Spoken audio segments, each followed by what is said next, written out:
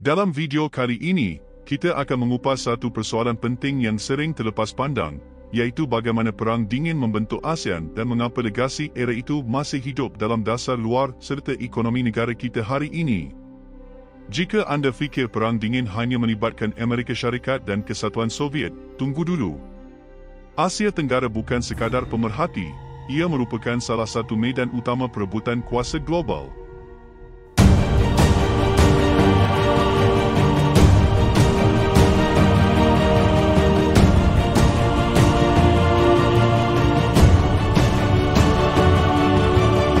ASEAN ditubuhkan pada tahun 1967 ketika Perang Dingin berada di kemuncaknya. Apa yang mencetuskan penubuhannya? Pertama, ketakutan terhadap komunisme. Dengan Perang Vietnam yang semakin meruncing dan munculnya teori domino, negara-negara seperti Malaysia, Indonesia, Thailand, Singapura dan Filipina risau komunisme akan merebak ke seluruh Asia Tenggara. Kedua, campur tangan kuasa besar. Perang Dingin bukan sekadar pertarungan ideologi, ia adalah perebutan pengaruh. ASEAN dibentuk sebagai usaha kolektif untuk menahan campur tangan asing dan membina suara serantau yang bebas. Ketiga, kestabilan ekonomi. Ketegangan geopolitik menyebabkan ketidakstabilan dalam perdagangan dan pelaburan. Melalui kerjasama serantau, ASEAN berusaha mengukuhkan ketahanan ekonominya dan mengurangkan kebergantungan kepada kuasa luar. Perang Dingin tidak berlaku secara langsung antara Amerika dan Soviet, sebaliknya melalui perang proksi di negara lain. Perang Vietnam menjadi contoh paling jelas bagaimana perebutan ideologi ini melimpah ke negara-negara jiran seperti Laos dan Kemboja dan membentuk dasar keselamatan seluruh ASEAN. Dalam usaha memelihara keamanan serantau, ASEAN memperkenalkan gagasan ZOPFAN, Zone of Peace, Freedom and Neutrality pada tahun 1971.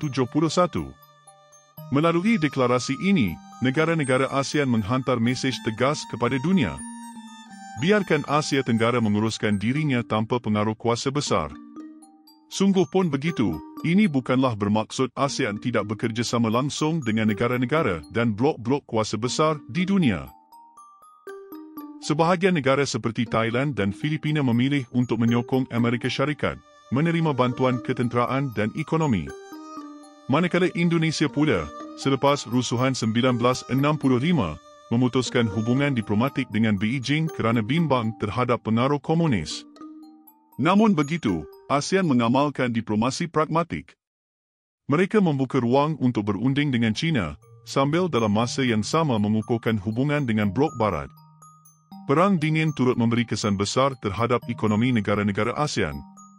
Thailand dan Filipina, sebagai sekutu rapat Amerika, menerima bantuan pembangunan dalam bidang industri, pendidikan dan infrastruktur. Namun, konflik seperti di Vietnam telah melemahkan integrasi serantau dan menghalang pembentukan kerjasama ekonomi yang lebih erat. Hanya selepas berakhirnya Perang Dingin di awal tahun 1990, ASEAN dapat melancarkan projek-projek besar seperti ASEAN Free Trade Area, AFTA, membuka jalan kepada integrasi ekonomi yang lebih kukuh antara negara anggota. Lebih 3 dekad selepas berakhirnya Perang Dingin, legasinya masih jelas dalam cara ASEAN berfungsi hari ini. ASEAN kini merupakan platform diplomasi utama di Asia, bukan lagi sekadar pemerhati antarabangsa. Isu-isu kritikal seperti pertikaian di Laut Cina Selatan, peralihan ekonomi digital, peralihan kelestarian tenaga hijau dan perebutan pengaruh antara China dan Amerika, kesemuanya ini ditangani dalam kerangka diplomasi ASEAN. ASEAN juga mengamalkan konsep strategic hedging, iaitu menjaga hubungan dengan semua kuasa besar tanpa terlalu bergantung kepada mana-mana pihak. Namun, cabaran tetap wujud. Pergantungan perdagangan terhadap China semakin meningkat.